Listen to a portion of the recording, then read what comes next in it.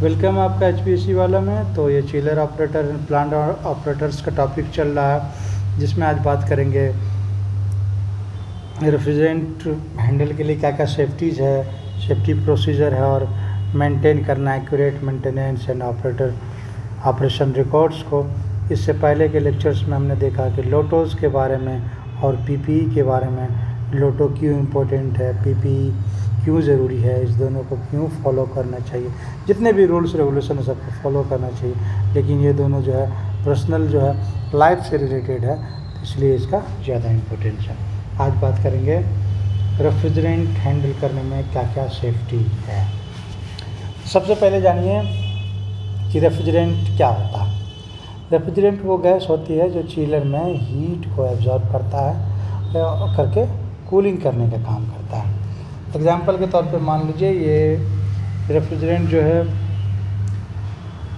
यहाँ पर देखिए आपको दिख रहा है ये 134A है, ये 410A है, R32 है, 123 4ZE है, R22 407, ये सारा रेफ्रिजरेंट होता है। ये गैस नॉर्मल कंडीशन में सेफ़ होता है, लेकिन गलत हैंडलिंग से एक्सीडेंट हो सकता है। रेफ्रिजरेंट को सेफली हैंडल कैसे करें, रेफ्रिजरेंट को सेफली हैंडल नहीं करेंगे तो क्या होगा, उसके बारे में जानेंगे। यहाँ पे जैसा कि देख रहे हैं ये R134A रेफ्रिजरेंट चार्ज हो रहा है सिस्टम में, ठीक है ना। सबसे पहले देखिए रेफ्रिजरेंट को सेफली हैंडल कैसे करें, तो लीक चेक करना है। चार्जिंग या मेंटेनेंस से पहले लीक डिटेक्ट या फिर सॉफ्ट सॉल्यूशन से लीक को चेक करना बहुत ही ज़रूरी है। अगर R134A पाइप से लीक हो रहा है और बिना चेक किए चार्जिंग कर दी तो गैस वेस्ट होगा और रूम में ऑक्सीजन कम हो सकता है। इसमें क्या है, PPE का यूज़ करना है, जैसे कि safety goggles, refrigerant gloves and safety shoes. Example के तौर पे मान लीजिए लिक्विड रेफ्रिजरेंट हाथ पर उसका प्रेशर आ जाए, उसका टेम्परेचर बहुत कम होता है, स्किन जलने की जगह बर्फ़ जैसा बर्न यहाँ पर आपको हो सकता है। विजुअलाइजेशन ज़रूरी क्या है, रेफ्रिजरेंट चार्जिंग हमेशा वेंटिलाइज एरिया में करो आप। बेसमेंट प्लांट रूम में लीक हो गया हो, गैस हवा से हेवी होने की वजह से नीचे जमा हो जाता है, ऑक्सीजन कम हो जाता है, जिससे क्या है कि टेक्निकल स्टीम को सांस लेने में दिक्कत आ सकती है, ठीक है ना। उसके बाद है कि ओपन फ्लेम से दूर रहना है। क्या करना है, ओपन फ्लेम से दूर रहना है, ठीक है ना।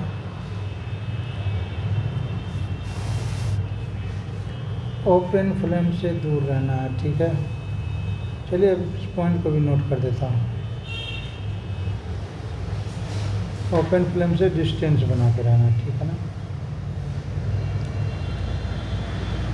लीक के पास अगर वेल्डिंग या स्मोक कभी नहीं होना चाहिए, अगर कुछ रेफ्रिजरेंट हीट पर हार्मफुल गैस बना सकता है। उसके बाद आपको रिकवरी मशीन यूज करना चाहिए।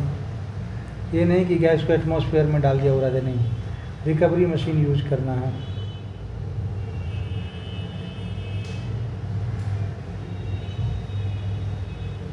रिकवरी मशीन यूज करना है।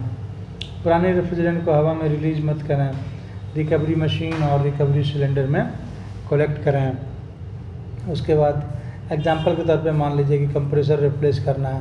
पुरानी गैस को अगर एटमॉस्फेयर में छोड़ते हैं, छोड़ना ये गलत होगा, क्योंकि रिकवरी मशीन से सिलेंडर में स्टोर कर सकते हैं।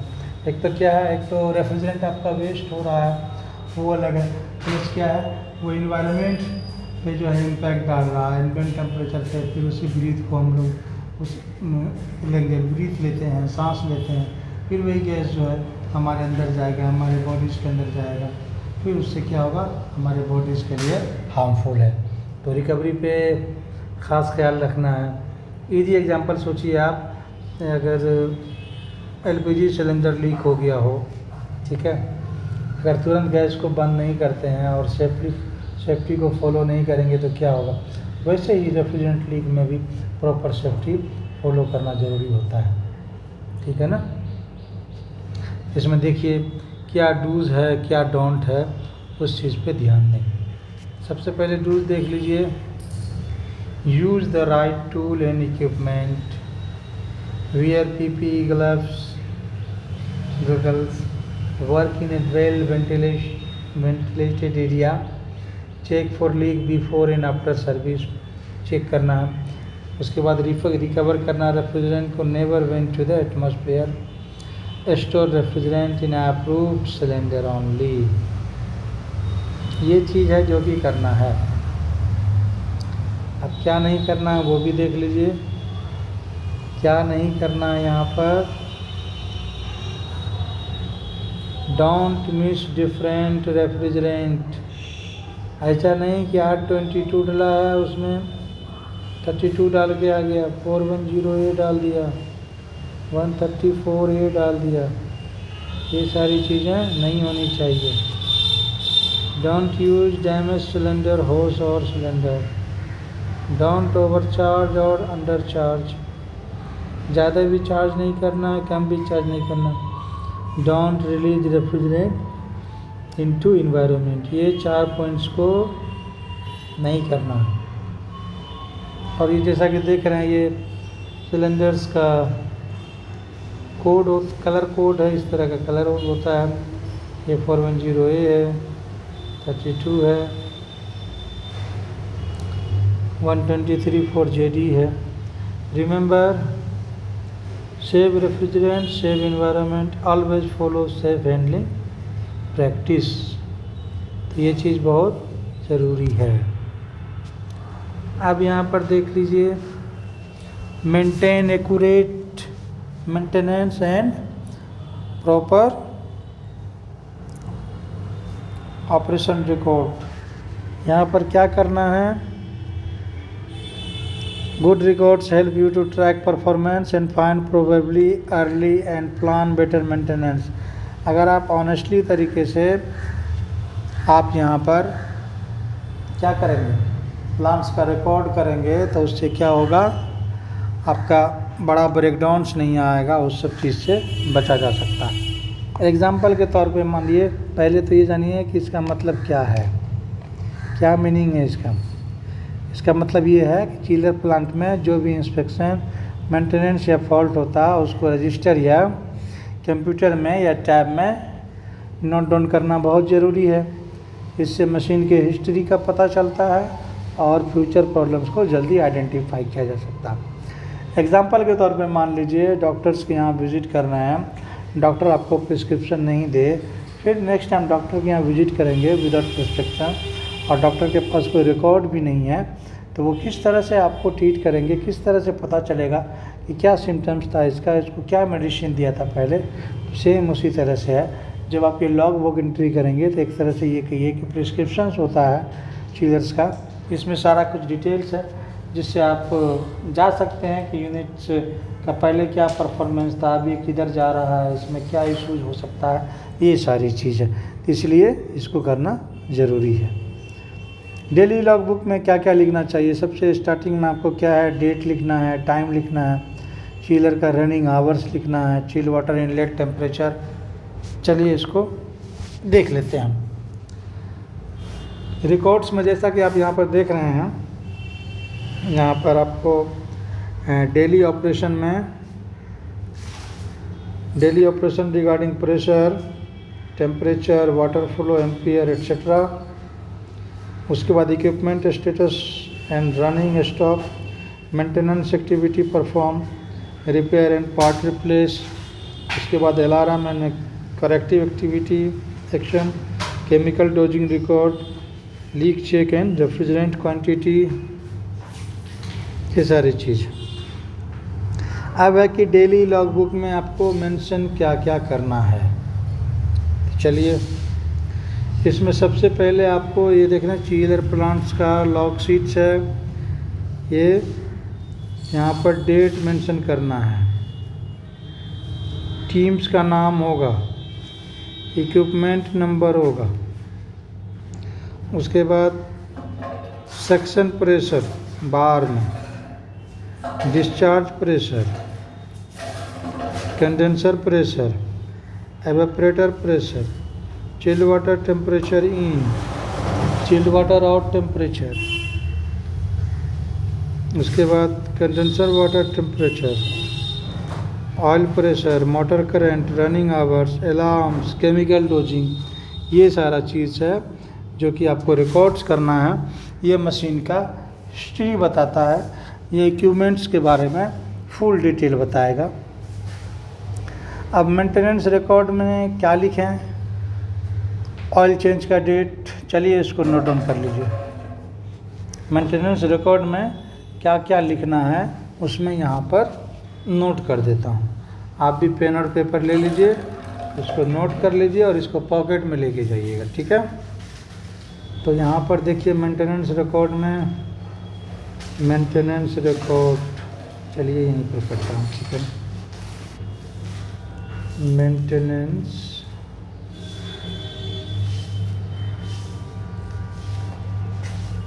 रिकॉर्ड, मेंटेनेंस रिकॉर्ड में यहाँ oil change date,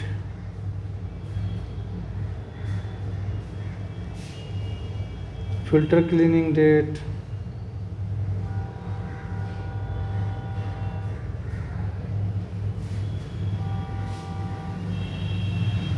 condenser tube cleaning date,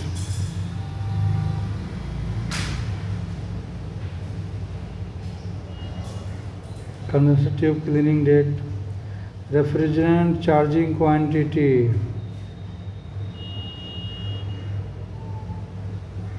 KG में कितना रेफ्रिजरेंट आपने चार्ज किया सिस्टम में, वो भी ज़रूरी है। उसके बाद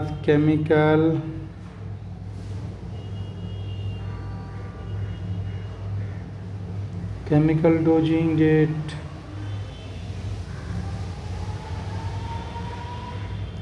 स्पेयर पार्ट्स रिप्लेस अगर कुछ हुआ है तो वो भी नोट करना है।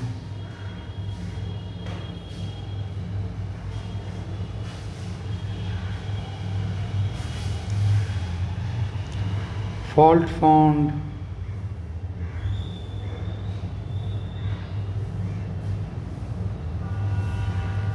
eccentric and repair detail,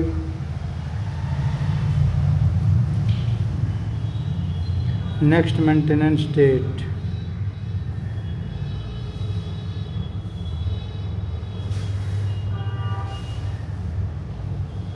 ये सारा कुछ मेंशन करना जरूरी। एग्जाम्पल के तौर पे मान लीजिए, जैसे यहाँ पर क्या दे देना है, डेट दे देना है, उसके बाद चिलर नंबर दे देना है, फिर वाटर का, चिल्ड वाटर का supply 7 degree Celsius, return water का टेम्परेचर 12 डिग्री सेल्सियस,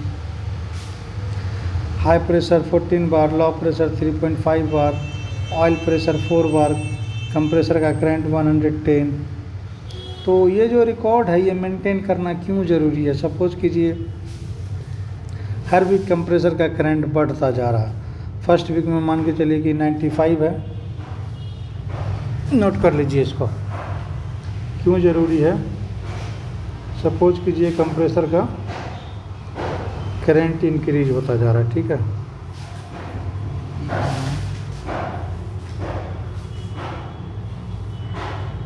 कंप्रेसर का करंट बढ़ रहा, ठीक है।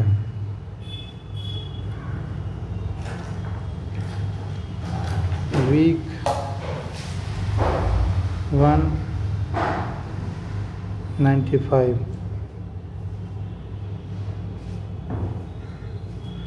वीक 2, वीक 3 108, फिर मान के चले वीक 4 यहाँ पर आ जाता 115। रिकॉर्ड देखकर टेक्निकल टीम समझ जाएगा कि कंप्रेसर पर लोड बढ़ रहा है और प्रिवेंटिव मेंटेनेंस की ज़रूरी है। एग्जाम्पल 2, अगर कंडेंसर ट्यूब 6 महीने से क्लीन नहीं हुआ है और प्रेशर बढ़ रहा है तो मेंटेनेंस रिकॉर्ड देखकर क्विक जो है रीज़न समझ में आ जाएगा। Golden rule for chiller operator के लिए, प्लांट ऑपरेटर के लिए, जो कि है safe refrigerant handling, leak check करना है, उसके बाद PP, recovery machines, proper charging, no gas release. ठीक है, तो ये था हमारा रेफ्रिजरेंट चार्ज। और रेफ्रिजरेंट चार्ज के बाद मेंटेनेंस एक्यूरेसी रिकॉर्ड्स। ये लॉक्स क्यों ज़रूरी है चिलर्स में, ये रिकॉर्ड्स अगर नहीं करेंगे तो क्या होगा, इसका क्या क्या फ़ायदा है, आप ये देखा। मैं आपके क्वेश्चंस का वेलकम करता हूँ। आपको किसी भी अब तक में कोई भी डाउट्स हो, अगर इसमें भी कुछ डाउट्स है तो आप कांटेक्ट कर सकते हैं व्हाट्सएप के थ्रू, या फिर आप साइट पे विजिट कर सकते हैं hpacwala.com। ड्यूरिंग साइट्स आपको किसी तरह का कोई प्रॉब्लम है तो हमारे ग्लोबल टॉप एक्सपर्ट से बात कर सकते हैं यहाँ पर hpacwala.com पे विजिट करके, और वहाँ पर आपको वीडियो कंसल्टेंट का ऑप्शन है, वहाँ पर जा कर के क्लिक कर सकते हैं। चलिए ठीक है, मिलते हैं नेक्स्ट लेक्चर्स में, न्यू लेक्चर्स में कुछ न्यू टॉपिक्स के साथ। अभी चिलर ऑपरेटर्स, प्लांट ऑपरेटर का ये चैप्टर्स अभी रनिंग रहेगा, अभी कुछ लेक्चर्स बाकी है, उस लेक्चर्स को भी जल्द से जल्द कंप्लीट करेंगे। ठीक है, चलिए मिलते हैं नेक्स्ट एपिसोड में।